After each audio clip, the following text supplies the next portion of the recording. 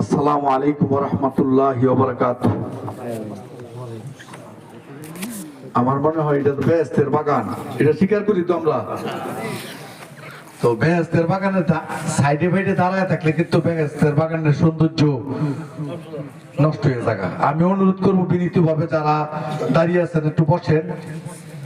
এখানে 1 ঘন্টা যদি আমরা কোরআন হাদিসের আলোচনা শুনি তাহলে 70 বছরের নফল নামাজের সমান সওয়াব হয়। সবাই আমরা বলি সুবহানাল্লাহ। যাই হোক, আজকের এই সুন্দর যে আয়োজন, যারা আয়োজক আমার খুব মহব্বতের মানুষ, সবাইকে আমার পক্ষ থেকে ধন্যবাদ জানাচ্ছি।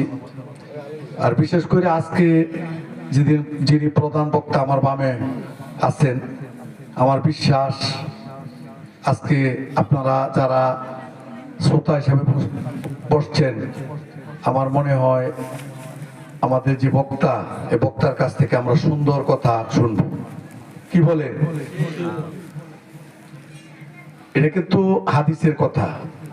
1 ঘন্টা কোরআন হাদিসের আলোচনা যদি আমরা শুনি তাইলে 70 বছরে নফল নামাজের সওয়াব হয়। কত বড় নিয়ামত! এইটা রাখে কিন্তু আমরা কি করতেছি?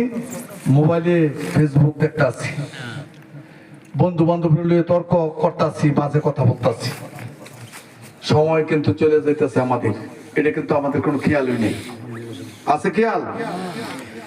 যাই হোক, আজকের যে মাহফিল, এই মাহফিলে আমি প্রথমেই ক্ষমা চেয়ে নিচ্ছি যারা নিচে বসছেন, আমার খুব মহব্বতের মানুষ, দূরে থেকে পাঞ্জাতা ধরে লাগালিয়া ফুটিয়া মুড়ে তারা নিচে, আমি উপরে। এটা আমি আসলে মানিয়ে নিতে পারছি না, আমি ক্ষমা চেয়ে নিচ্ছি। আপনারা কি ক্ষমা করে দিচ্ছেন? এটা পরিবেশে বসলাম আর কি, আপনারা মনে করে নিয়েন না। তো যাই হোক, যেটা আমার যে মূল যে জিনিসটা, এটা হইল এই পৃথিবীটা কিন্তু খুব অল্প সময়ের, নাকি? আমরা আওয়াজ না দিলে কিন্তু হুজুরের কথা বললা কোনো মজা পাবে না। একটু হা যদি হুজুরের সাথে করেন, একটু জায়গা মতো সুবহানাল্লাহ, আলহামদুলিল্লাহ, আল্লাহু আকবার করলে হুজুরের স্পিরিট উঠবো, সুন্দর সুন্দর কথা আপনাদেরকে বলবে। আর আপনারা যদি জীবান হুজুরও কোনো মতো না খালি একটা সময়টা কাটাইয়া খালি চলে যাইব, তাহলে কিন্তু আপনার লাভবান হইল না, হুজুরও আনন্দ পাইল না।